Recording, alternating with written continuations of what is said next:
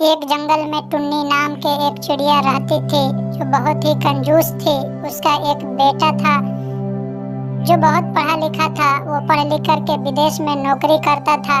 एक मर्तबा वो अपने माँ से मिलने के लिए आया तो टुन्नी चिड़िया ने उससे कहा, बेटा ऐसा कर कि तू अब शादी कर ले। अब हमें घर का काम धंधा नहीं होता है, मैं कमजोर हो गया हूँ।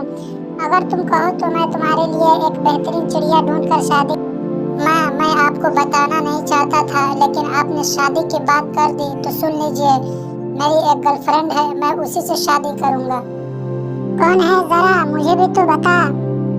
वही मेरी बचपन के दोस्त टुनटुनी।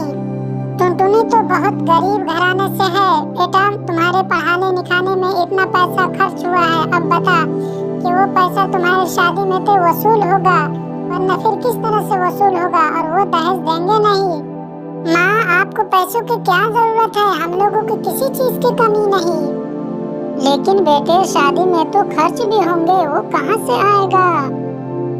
नहीं, मैं उसी से शादी करूँगा, नहीं तो विदेश चला जाऊँगा।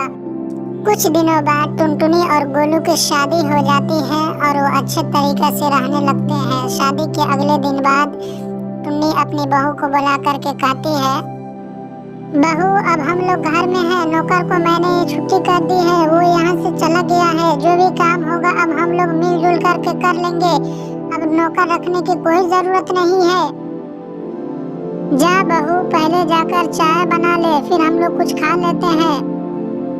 टुनटुनी चिड़िया जब चाय बनाने के लिए किचन में जाती है तो देखती है कि गैस खत्म हो गया है और सासू माँ के पास जाती है और जाकर के कहती है, सासू माँ, गैस खत्म हो गया है, हम चाय कैसे बनाएं? इसमें सोचना क्या है बहू, शादी की पूड़ियाँ और जलेबियाँ जितना भी थी हमने उसको फ्रिज में रख दिया है, उसी को खा लेंगे। अपनी सास की कंजूसी देखकर टुनटुनी चिड़िया हैरान हो जाती है और वो अपने पति गोलू को जाकर के बताती है, गोलू, तुम्हारी माँ कितने कंजूस है। मैंने जिंदगी भर में ऐसे कंजूस चिड़िया कभी नहीं देखी। वो बड़ी कंजूसी करती है। वो कई दिनों के पकवान को फ्रिज में रखी हुई है। वो शादी की बची हुई पूड़ियाँ और जलेबियाँ और बिस्कुट वगैरह रखी हुई है और कह रही है कि उसी को खा करके हम लोग रहेंगे। हमें वो नहीं खाना है, हम नहीं खा सकते हैं, हमें बीमारी हो जाएगी। कंजूसी क्यों कर रही हो? बासी खाना खाने से तबीयत बिगड़ जाएगी। अगर चूल्हे की लकड़ी खत्म हो गई है तो हम चलो बाहर जाकर खाना खाते हैं। बेटा, तू ऐसी बातें क्यों कर रहा है? मैं बहू से जबरदस्ती खाने के लिए थोड़ी ना कह रही हूँ। आखिर अनाज फेंकने से क्या फायदा? मैं तो बस बहू को समझा रही थी। अगर तुम लोगों को नहीं खाना तो तुम जाओ बाहर जाकर खाना खा लो, पर मैं तो वही खाना खाऊंगी। सभी को झुकना पड़ता है और सभी वही खाना खाते हैं। बासी खाना खाकर टुनटुनी की तबीयत खराब हो जाती है, उसे उल्टियाँ होने लगती है।